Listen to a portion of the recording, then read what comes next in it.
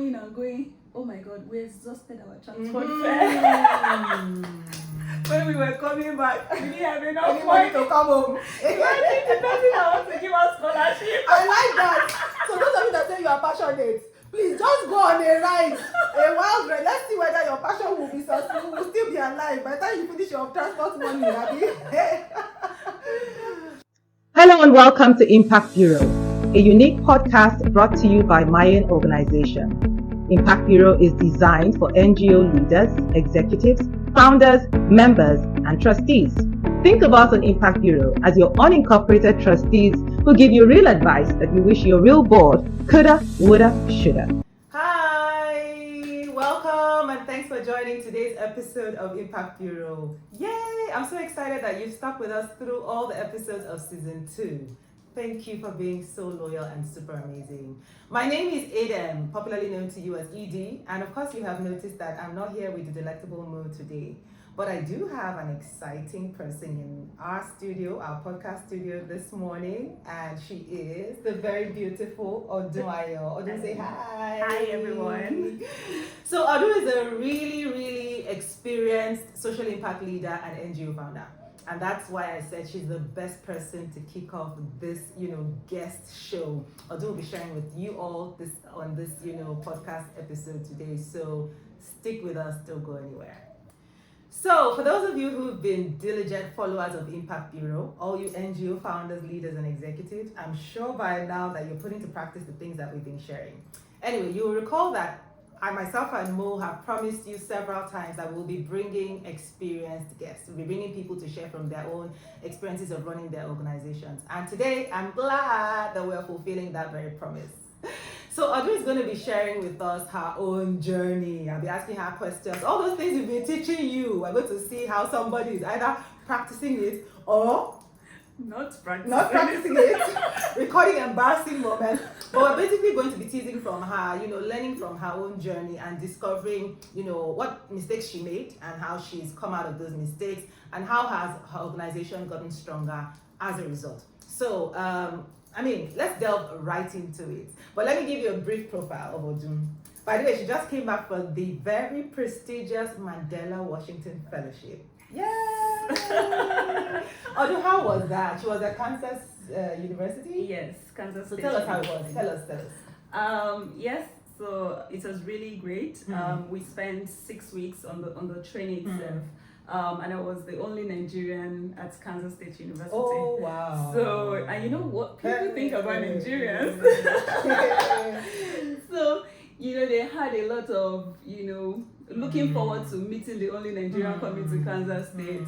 And maybe unfortunately for them, I was very quiet, And they were like, oh, Nigerians are always very loud and bold. Oh my God. I'm bold, but not too loud. But not too loud, yeah. But the training itself was really amazing.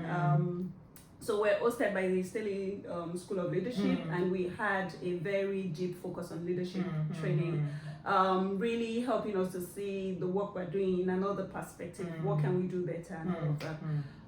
So towards the end of the training, we also went for like a week-long summit in Washington, D.C. Yes. And yeah, we are back home to implement everything we planned. Wow, welcome back. Thank you. It was in 2016 when I went for the Mandela Washington Fellowship myself, and I know for a fact that it is a life-transforming experience, and there's no way your organization can stay the same after you participated in that kind of opportunity. I think you were in civic leadership track as well. Yes.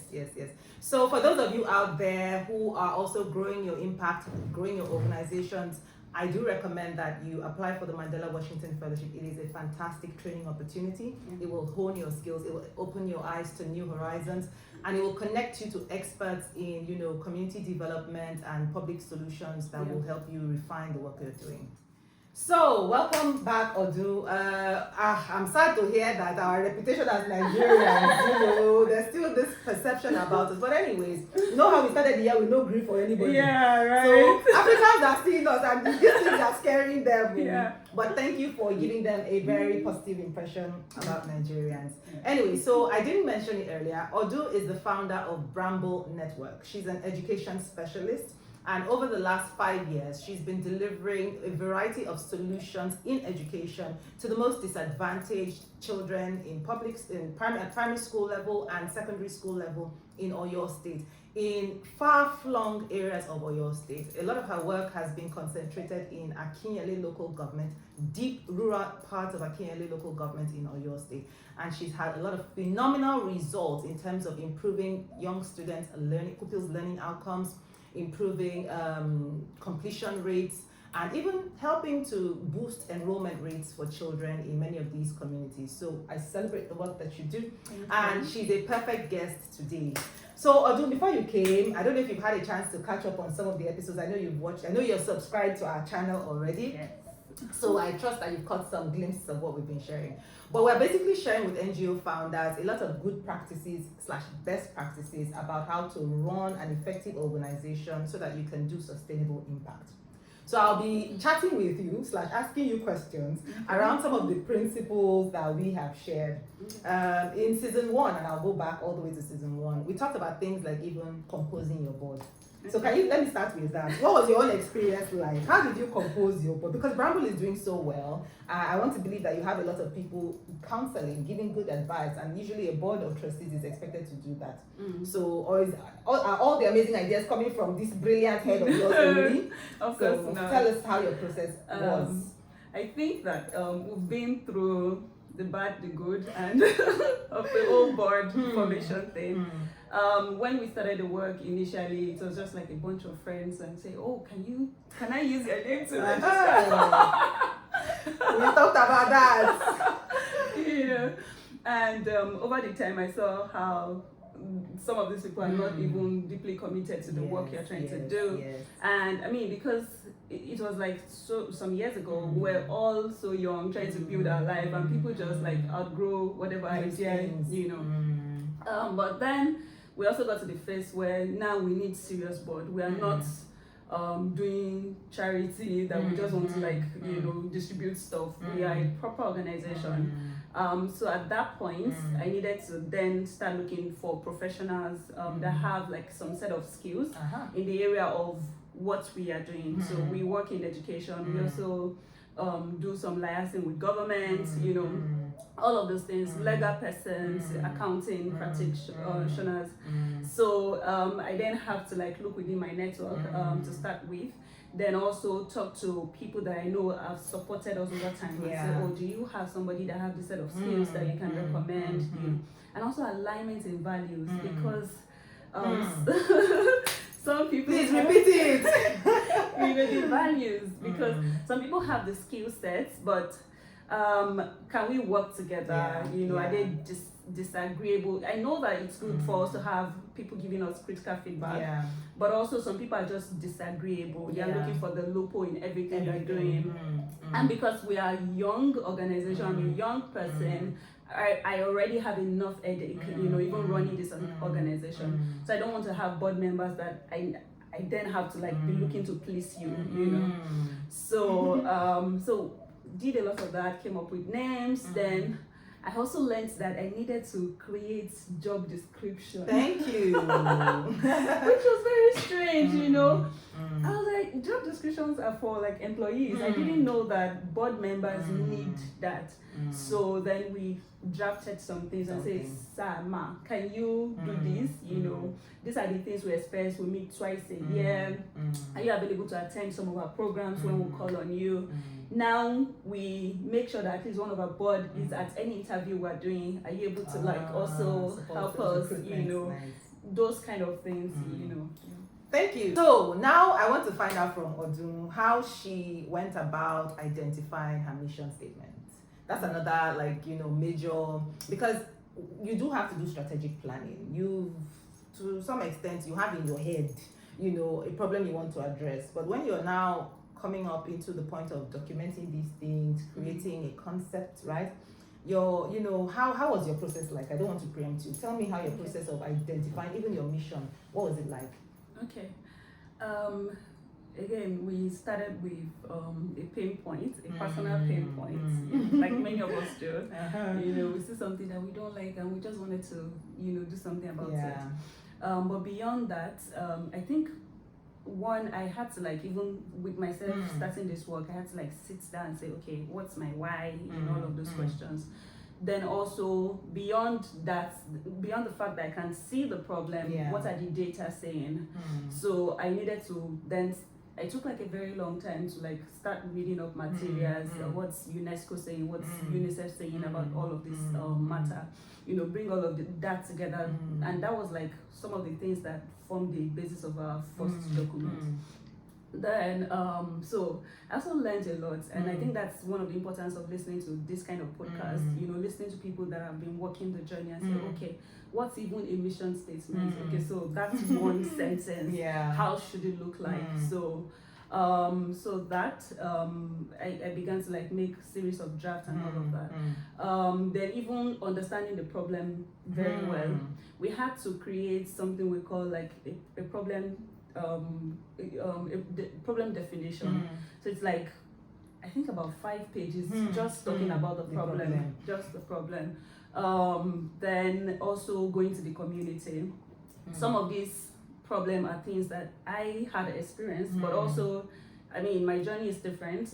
You know, I've gone through life in so many different. So going back to the community and talking to people. So we did a lot of interviews as well that we still have to reference till today. You know, so that also fed into the document we created. Say, oh, beneficiary profile. What are they doing? You know, all of those things. You know, then we got advisors to help us refine some of these things over time. Hey, wow. It almost sounds like you went to a school to learn this thing before. I promise you, I didn't even start out this way. I think I made all the errors. I did everything opposite from, well, to some extent, I did read literature. I read some of the reports by the UNESCO's, all the different multilateral systems in education who had offices in Nigeria and were putting out the research. So I did do that reading. But I'm going to summarize some of the highlights of what ODUN has said. It's important. So thank you. I think she's articulated everything that we've shared so brilliantly, and man, it's like you were in my head. So a lot of things have, stand out in everything she said. She talked about value alignment. She talked about looking for a requisite set of skills and experience, because at that level of growth of the organization, you need people with those unique insights. You need that level of professional experience, seasoned thinking. So that's useful to hear. She also talked about, look, you have to document the terms of, reference, like let them know what their duties are, what the expectations, are basically for serving on the board. And similarly, let them know what's expected of your organization to them as well. So these things are a standard. Whether you want to call it a board charter, whether you want to call it a letter of, appointment to the board, but you must document a set of, terms of reference so everybody is in the know. So thanks, Odu, for sharing that. I want to, advise all of you, if you've made errors in the past, she said she also called friends. You can correct course, you can course correct. You can, do things better, even if you started off on a wrong foot. I also fell into that same pitfall of, looking around me and calling my friends. And you always have headache. I hope those friends are not listening. But I mean, like she said, people's priorities shift. Maybe they're at a point in their life where giving to, a cause is not necessarily where they want to commit their time and effort and treasures to. And that is fine. But there are other people who they're at that phase in their life where that's what they want to commit to. So try to find those kinds of people. And you don't need people on your board who want to be paid for every meeting. Yes. Who want to, that's not the type of board you're a non-profit. So please do spell that out. Also, if you expect member contributions from your board members, please let them know from the very get-go that it also comes with some financial commitment. We hope that our board could be the first set of contributors to anything we want to do. So some people will be willing to make that commitment, but it's fair and only proper that you tell them from the beginning. So on that note, thanks, and I'll move on to the next question. So Odu, before you leave, can you give final tips? We love to give tips. Give final advice to our viewers out there. By the way, a couple of weeks ago, we had 50 subscribers. So we are growing. We are growing. And I've not looked today, but I'm sure that more people have joined. So please, after this episode, I'm sure you'll find it so exciting that if you're not already subscribed, you subscribe. And then you share it. And then you repost it. So please do that. But Odu, let's reward our viewers today with your final advice/tips for them. Okay, my tips will really be that people should invest in knowledge. You know that a lot of us start with passion. You know, we see a problem and we feel like, oh, in fact, I have some stories in that regard. I remember, so we started this work in 2016, and I remember that there was a particular boy that I saw and I felt really connected because of similar history and somehow. But I remember that towards September in 2016, I couldn't sleep. It was like, if this problem doesn't stop now, I'm going to die. Hey, wow, Messiah. I remember I woke up one day and called some of my friends and said, do you know any area where children are not having access? At that time, I wasn't so privy to know that there are millions. So then my friend said, oh, there's this community, let's go there. Then we went there to just see what's the struggle, how can we get children into traditional schools and all of that. So I remember that when we finished, we didn't know that place was so far. Oh my goodness. She just said, oh, it's beside Akure. By the time we go to Akure, we go to Ijayi. From Akure. We took from Ibadan? No, I was in Ondo at the time. Okay. And we just kept going and going. Oh my God, we exhausted our transport fare. When we were coming back, we didn't have enough money to come home. Imagine the person that wants to give us scholarship. I like that. So those of you that say you are passionate, please just go on a ride, a wild ride. Let's see whether your passion will be successful, will still be alive by the time you finish your transport money.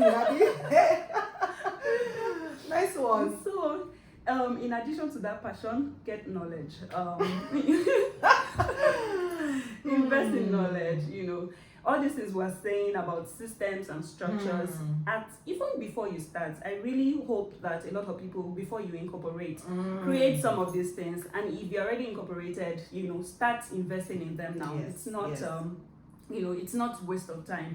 I know we like to be on the field, you know, to do stuff and all of that, but invest in systems and structure. That is what will really keep your organization going. I'm really hoping that in this generation we'll have NGOs or non-profit organizations that are really into, you know, multiple years, decades, you know, you're celebrating 20, 30, 40, and, you know, you're just evolving as the problem, you know, evolves and all of that. So, but it's system and structures that will keep you alive. Thank you so much. Thank you so much. I think that was a very powerful, you know, ending statement. The first is test your passion. Go and test. Let's really test that passion, because I know a lot of us just go off to be the next Mother Teresa, and it is good. Test your passion. And secondly, seek knowledge. The levels that we find ourselves in and the limitations that we are in are oftentimes shaped by the levels of our wisdom/knowledge on any subject. So the goal or the objective really should be to strengthen your capacity in the areas of knowledge about the subject, more knowing, and your skills. Gain higher skills, gain higher knowledge, and it will naturally translate into how you run your organization. It will improve all your systems. Thank you for listening to us. I enjoyed myself. This conversation was so rich. I loved, you know, hearing Odu's experience. Thank you for coming to be part of this podcast. Thank you for having me. We look forward to you coming again. Yes, because there are more things we can delve into. We can talk about so much more. Yes. Guys, you've heard it. It was a lovely podcast episode, if I say so myself. Go subscribe. So, thank you. I was just going to say the same thing. Like it, share it, subscribe. Have a lovely week, guys.